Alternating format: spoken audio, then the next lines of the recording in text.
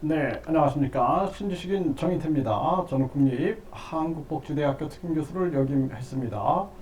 법정 최고금리를 26.7%까지 올려야 한다고 경기 침체하는데 서민은 죽으라고 이 주제로 말씀을 드리겠습니다. 네, 지금 금리 상승기 법정 최고금리 26.7%까지 올려야 한다. 이렇게 이 대부업이죠. 대부금융의 생존 전략 뭐 이렇게 해가지고 어, 이 모임이 있었는데요. 그런데 여기서 숙명여자대학교 최철 교수가 금리를 지금 20%거든요.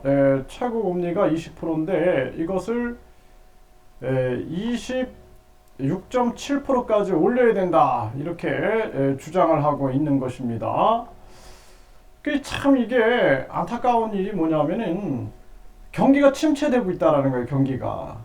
지금 큰 문제는 이 인플레이션이 물가 상승이 일어나는데 이게 경기가 아주 호황이라서 일어난다 그러면은 금리를 올려도 됩니다. 네, 그런데 지금 현상은 그냥 교과서적으로 생각을 할 수 있는 문제가 아니에요. 지금은 가장 큰 문제는 이 금리가 올라가고 있는데 경기는 침체되고 있는 거예요. 이렇게 되면 경기는 더 침체 국면으로 들어가게 되는 것입니다. 시장에 돈줄이 말라가지고 지금 뭐 대기업들도 난리고 중소기업, 뭐 소상공인, 자영업자들 다 난리인데 그런데 여기서 또 금리를 올려버리면은 그러면 밑바닥은 더 말라버리는 겁니다. 그래서 이게 이 대부업의 입장을 생각할 게 아니라 중요한 것은 국민들을 생각해야 되는 거예요. 국민들을. 그래서 지금 유엔에서도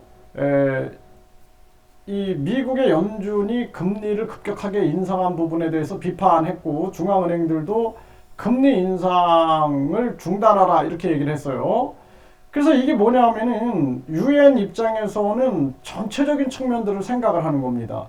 근데 이 금융 이익자들, 금융 이익을 추구하는 자들은 완전히 계속 이 금융을 올려가지고 지금 벼랑 끝에 몰린 그러한 서민들은 돈을 빌릴 데가 없어요. 근데 여기서 또 금리를 더 올려버린다 그러면은 진짜 이거는 죽으라는 소리밖에 안 되는 겁니다. 이 나라에 정치도 없고 뭐 정부도 없는 그러한 모습이다. 저는 그렇게 보고 있어요. 일단은 지금 전략이 없는 거예요. 전략. 나라 자체의 전략이 없는 겁니다.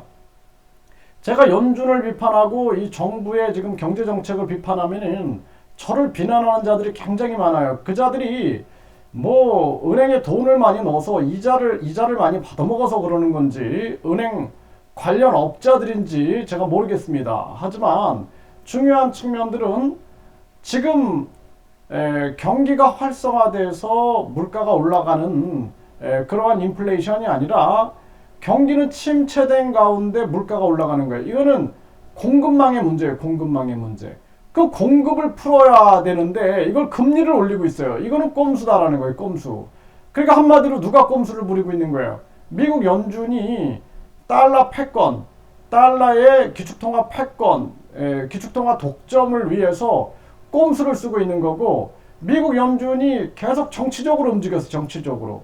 물가가 2% 넘어갔을 때 빨리 선제 대응을 했어야 되는데 3% 4% 올라가도 선제 대응 안 하고 그 다음에 7.6% 됐을 때 급격하게 올리는 것은 자기들의 꼼수 전략이 있었다. 저는 그렇게밖에 분석을 할 수가 없습니다.